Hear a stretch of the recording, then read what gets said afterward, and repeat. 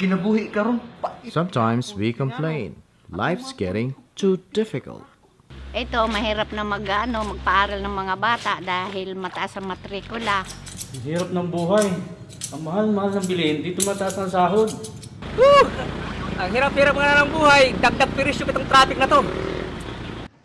But for those who face life's challenges with the eyes of faith, there's no asking why. Mine is not the reason why, mine is but to do or die.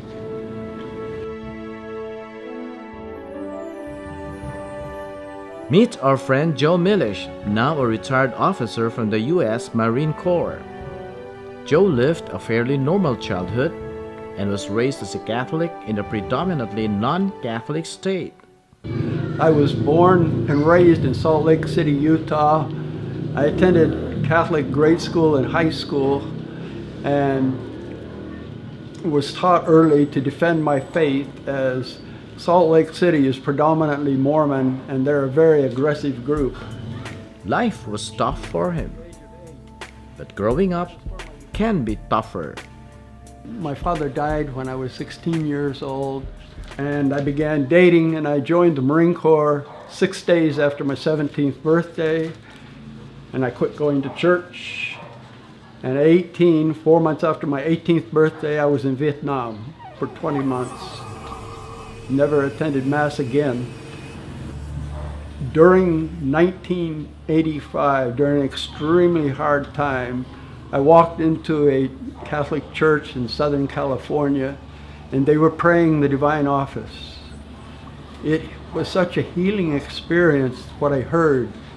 It just touched my soul, and I had to know more. So when they were finished, I asked them what it was they were reading, and they told me, and I went out and bought a Divine Office and began praying it daily from that point on.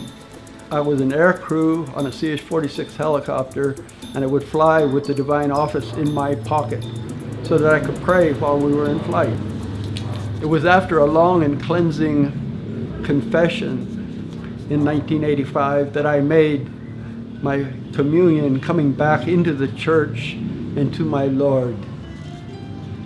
It was such a beautiful experience after so long a time.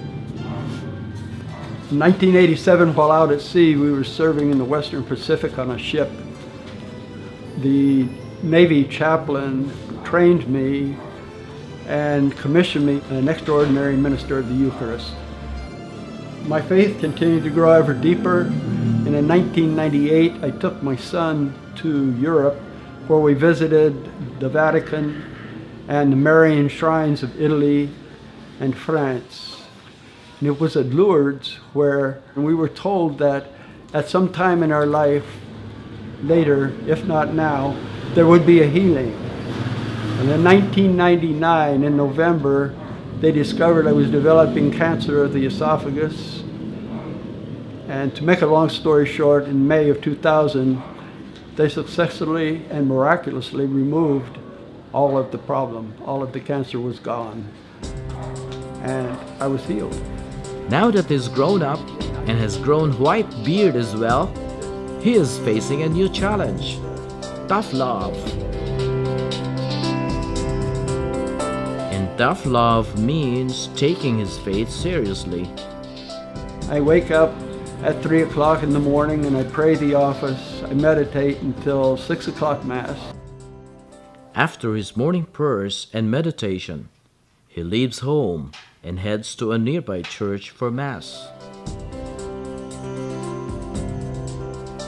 In this Church of the Immaculate Conception in the Diocese of Cubao, Philippines, Joe has found a new home.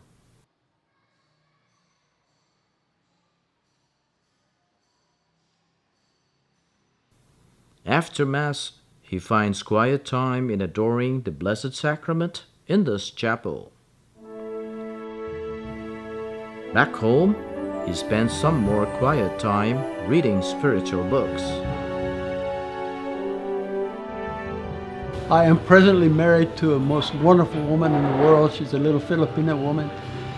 She's my guardian angel. We are everywhere together. We're never really apart, very seldom. Life may be tough, but love is tougher. For me, I must go to Mass every day. When I don't miss because of traveling or sickness, I feel like I have missed visiting the most wonderful friend there is in the universe. And when love is centered on the Eucharist, happiness is just easy to come by. That's our friend Joe. Happy to be Catholic.